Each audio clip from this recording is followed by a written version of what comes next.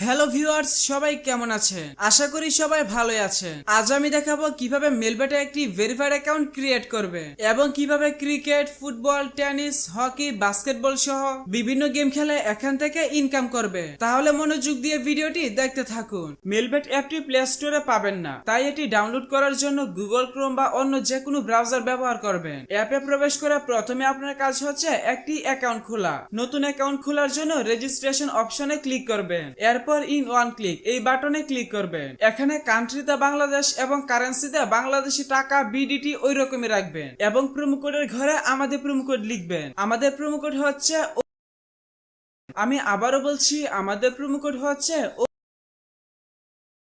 Code ব্যবহার করে account খুললে আপনার অ্যাকাউন্টে 24 ঘন্টা উইথড্র এবং ডিপোজিট করতে পারবেন কোনো প্রকার ঝামেলা ছাড়াই। আপনার নরমাল অ্যাকাউন্ট ভিআইপি অ্যাকাউন্টে কনভার্ট হয়ে যাবে, যার কারণে আপনি বিভিন্ন সুযোগ সুবিধা পাবেন। আপনার অ্যাকাউন্ট থাকবে 100% সুরক্ষিত।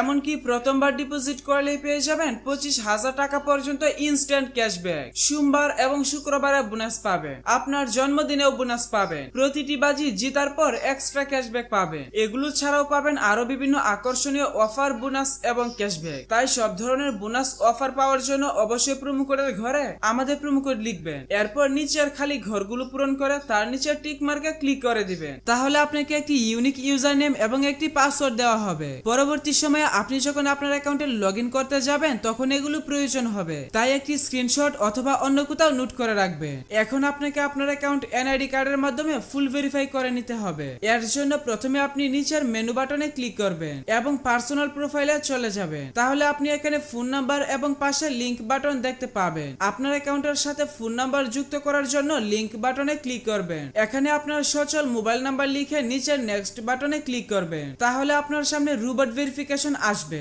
রোবট ভেরিফিকেশনটি সঠিকভাবে পূরণ করবে। এরপর নিচের সেন্ড কোড বাটনে ক্লিক করলে আপনার নাম্বারে এসএমএস এর মাধ্যমে একটি ভেরিফিকেশন কোড পাঠানো হবে। ওই কোডটি এখানে বসিয়ে অ্যাক্টিভেট বাটনে ক্লিক করে দিবেন। তাহলে আপনার ফোন নাম্বার আপনার অ্যাকাউন্টের সাথে যুক্ত হয়ে যাবে। এরপর ফিল ইন পার্সোনাল ডাটাতে চলে যাবেন। এখানে আসার পর এনআইডি কার্ড দেখে দেখে তথ্যগুলো সঠিকভাবে পূরণ করবেন। এখানে আপনার নামের প্রথম অংশ এবং এখানে নামের শেষ অংশ লিখবেন। এরপর জন্ম তারিখ সিলেক্ট করবেন। এর জন্য প্রথমে সাল, তারপর মাস এবং তারপর তারিখ সিলেক্ট করবেন। এর নিচের ঘরে আপনার জন্মস্থানের নাম লিখবেন। রিজিয়নের ঘরে বিভাগ সিলেক্ট করবেন। রেসিডেন্স অ্যাড্রেসে আপনার বর্তমান ঠিকানা লিখবেন। ডকুমেন্ট টাইপ থেকে ন্যাশনাল আইডি কার্ড সিলেক্ট করবেন। সিরিজের ঘরে 1 লিখে ডকুমেন্ট নাম্বারের ঘরে আপনার আইডি কার্ডের নাম্বার টাইপ করবে। ডেট অফ ইস্যু এর ঘরে আপনার আইডি কার্ডের ইস্যুর তারিখ বসাবেন। ইস্যুড বাই এর ঘরে বাংলাদেশ গভর্নমেন্ট লিখবেন। সবকিছু ঠিক থাকলে নিচের টিক মার্কে ক্লিক করে কনফার্ম করে দিবেন। তাহলে দেখতে পারবেন আপনার অ্যাকাউন্টের ভেরিফিকেশন সাকসেস হয়ে যাবে।